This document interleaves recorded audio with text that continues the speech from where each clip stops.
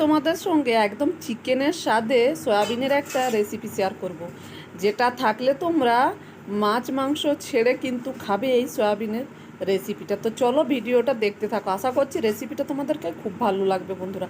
আর এটা কিন্তু খুব সহজেই তৈরি হয়ে যায়, খুব বেশি সময়ও লাগে না আর খুব বেশি উপকরণও লাগে না বন্ধুরা। সয়াবিনের রেসিপিটা বানানোর জন্য সয়াবিন নিয়ে নিয়েছি আমি এক বাটি। সয়াবিনটাকে 1 ঘন্টা আমি ভিজিয়ে রেখে দিয়েছিলাম হালকা উষ্ণ গরম জলে।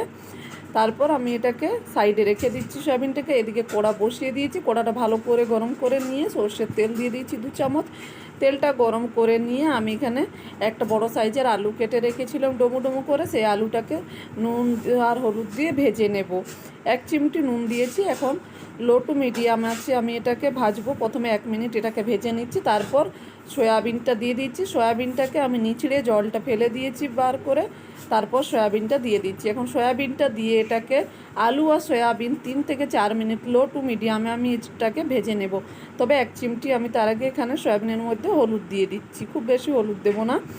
এই হলুদ দিয়ে নাড়াচাড়া করে আবারও আমি এটাকে টাইম নিয়ে ওই 2 থেকে 3 মিনিট এটাকে আমি ভেজে নিচ্ছি। আমি কিন্তু 6 মিনিট ভাজিনি বন্ধুরা, পুরো টোটাল এটাকে 3 মিনিটের মতো ভেজে নিয়েছি। এখন উঠিয়ে একটা প্লেটে রেখে দিচ্ছি, এর থেকে বেশি ভাজার দরকার নেই আলু সোয়াবিনটা।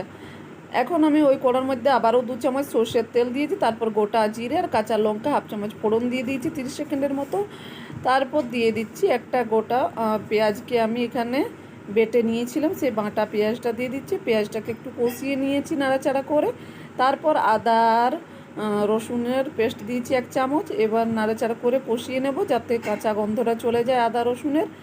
নাড়াচাড়া করে কষিয়ে নিয়ে তারপর এর মধ্যে দিয়ে দিচ্ছি টমেটোটা। একটা টমেটোকে একদম পাতলা করে কেটে রেখেছিলাম। এখন টমেটোটা দিয়ে নাড়াচাড়া করে মিশিয়ে নেব। তোমরা চাইলে কিন্তু এখানে টমেটো বাটাও দিয়ে দিতে পারো, তাছাড়া টমেটো না থাকলে 2 চামচ দইও কিন্তু ব্যবহার করতে পারো বন্ধুরা ফেটিয়ে।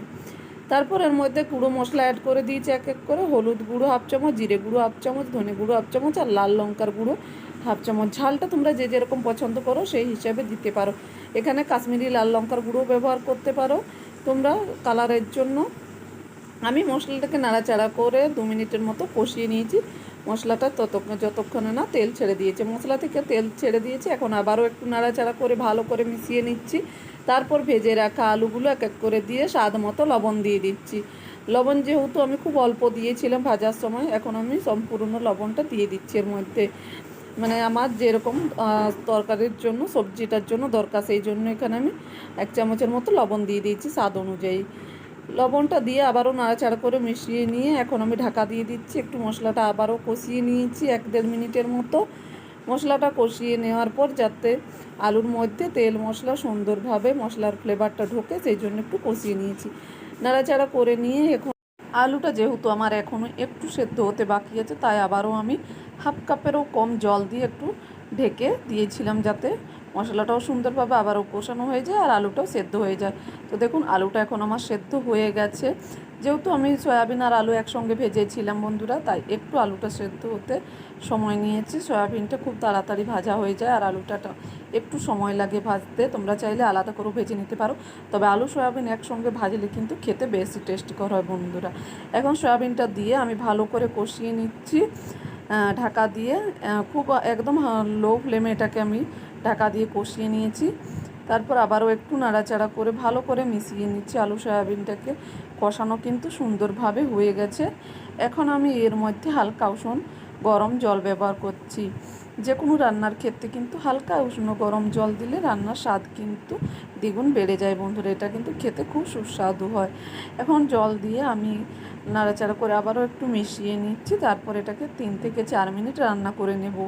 আমি 3-4 মিনিট রান্না করে নেব না ঢাকা দিয়ে, যেহেতু আলুটাও সেদ্ধ হয়ে গেছে। তোমরা চাইলে ঢাকা দিয়েও রান্না করতে পারো। এখন আমি উপর দিয়ে একটু গরম মশলা ছড়িয়ে দিচ্ছি। এইভাবে আলু সয়াবিন কষা বানিয়ে খেয়ে দেখো বন্ধুরা, মাছ মাংসের স্বাদকেও হার মানিয়ে দেবে। খেতে অসম্ভব সুন্দর লাগে। তোমরা মাংস ছেড়ে কিন্তু এই সয়াবিন আলুর কষা খাবে।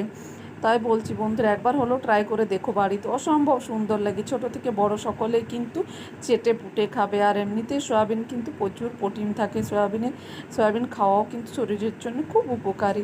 রেসিপিটা ভালো লাগলে অবশ্যই চ্যানেলটি লাইক শেয়ার সাবস্ক্রাইব করতে ভুলো না বন্ধুরা। আর কমেন্ট করে জানাতে ভুলো না তোমাদেরকে এই আলু সয়াবিনের কষার রেসিপিটা কেমন লেগেছে। কমেন্টের অপেক্ষায় কিন্তু থাকলাম বন্ধুরা।